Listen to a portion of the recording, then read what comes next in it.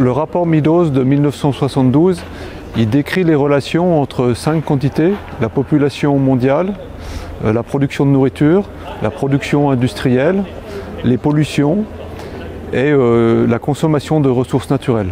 Parmi les conclusions du rapport Meadows, qui sont très claires, c'est que si on continue un mode de développement tel qu'il était dans les années 70, on arrive assez rapidement à un effondrement.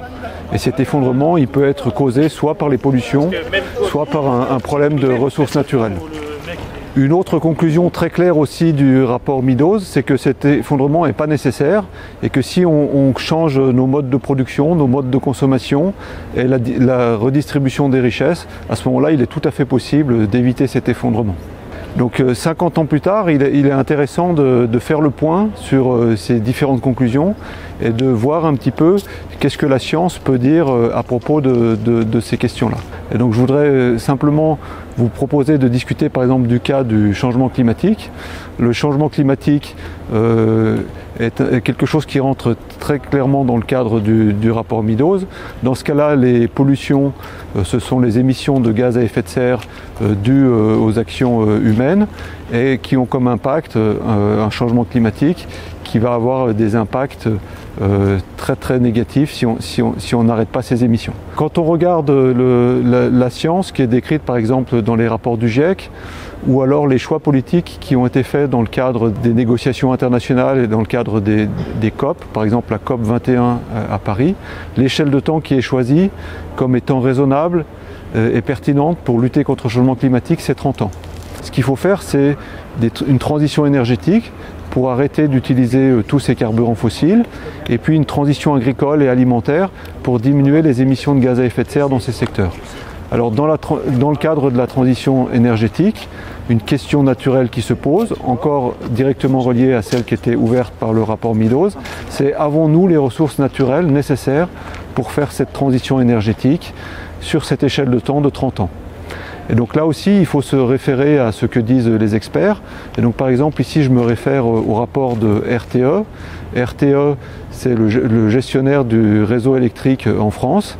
Et ils ont fait un rapport l'an dernier qui décrit la possibilité ou pas de faire une transition complète dans le système électrique en France dans les 3 ou 4 décennies qui viennent.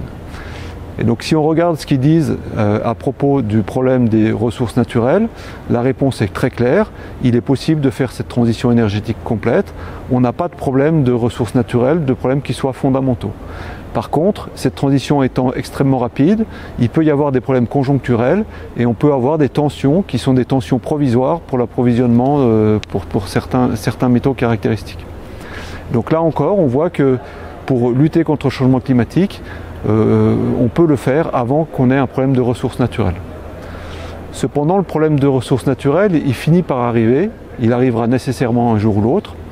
Et en fait, en ce qui concerne la transition énergétique, cette nécessité d'avoir beaucoup de métaux, en particulier certains d'entre eux dont les ressources sont plus limitées, va arriver relativement rapidement. Et donc ça signifie qu'il va falloir réussir à faire une transition vers un système qui non seulement produira de l'énergie renouvelable, mais qui sera totalement recyclable. Et ce que nous disent ces rapports à propos de la transition énergétique, c'est que pour réussir une transition dans une échelle de temps aussi courte, en 30 ans, eh bien, il se sera beaucoup plus facile de le faire si on accepte de diminuer nos consommations.